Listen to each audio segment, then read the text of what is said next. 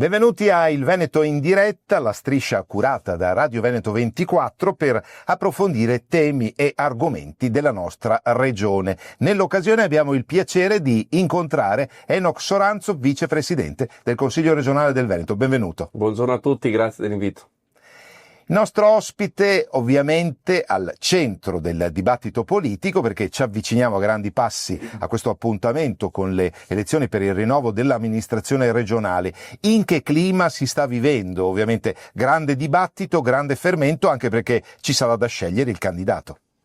Ma a dire il vero siamo impegnati assolutamente a completare al massimo e al meglio la nostra legislatura, una legislatura che ha un impegno concreto nel programma sottoscritto nel 2020 e ne è conferma insomma i lavori dell'Aula che continuano in modo importante e impegnativo.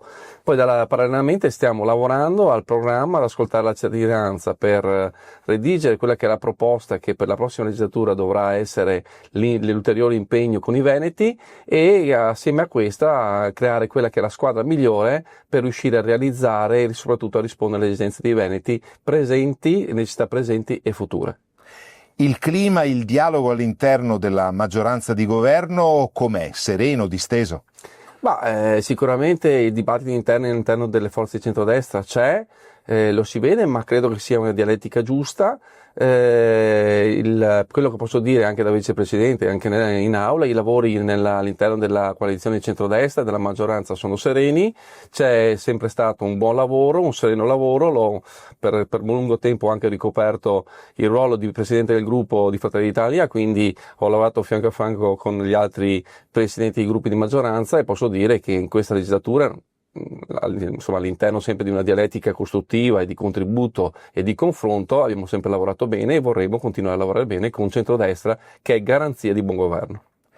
Qualcuno dice ci sono un po' troppi dibattiti all'interno del centrodestra, però altri dicono guai se non ci fosse, come dire, una diversità di opinioni che poi confluisce in un progetto comune. Certo, la Fratelli d'Italia è il primo partito in Italia, è il primo partito in Veneto, ha la responsabilità di far funzionare al meglio e soprattutto costruire un centrodestra all'interno di un perimetro sereno di confronto, acceso magari, molto come dire attivo, ma sempre responsabile. Quindi posso dire tranquillamente che va benissimo, ci mancherebbe altro non ci fosse il confronto, bene anche se acceso, ma alla fine prevarrà sempre il senso di responsabilità per fare l'interesse, almeno per quanto riguarda Fratelli d'Italia, prevarrà sempre l'interesse dei veneti, per sempre e prevalentemente assolutamente sempre. Enoch Soranzo ha giustamente sottolineato che al di là di quello che sarà l'appuntamento elettorale si continua a lavorare inevitabilmente e un aspetto molto significativo è quello che lo vede proprio come primo firmatario di un progetto di legge che è stato approvato in 5ª commissione relativo alla libera circolazione dei veicoli destinati alle persone con disabilità nelle zone a traffico limitato delle nostre città. Un progetto di legge importante che, come dire, sviluppa ulteriormente quel senso reale di inclusione.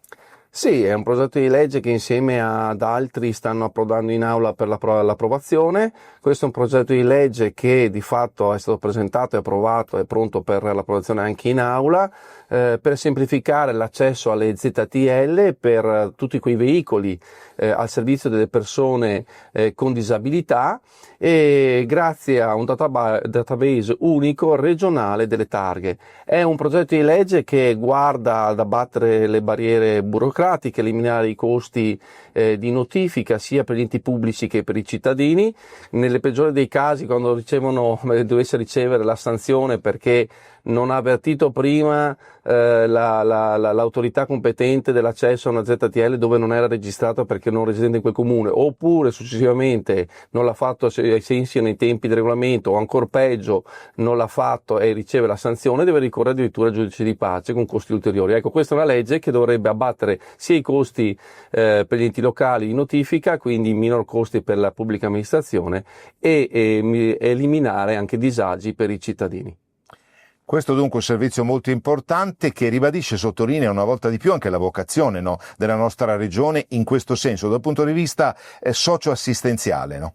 Sì, è una legge, un progetto di legge che vuole garantire parità di mobilità a tutti i cittadini e con particolare attenzione a quali categorie, chi ha la disabilità, alle mamme che hanno un figlio fino a 2 anni di età e quindi in gravidanza con un figlio fino a 2 anni di età e abbiamo allargato a questa possibilità anche ai taxi e in noleggio con conducente.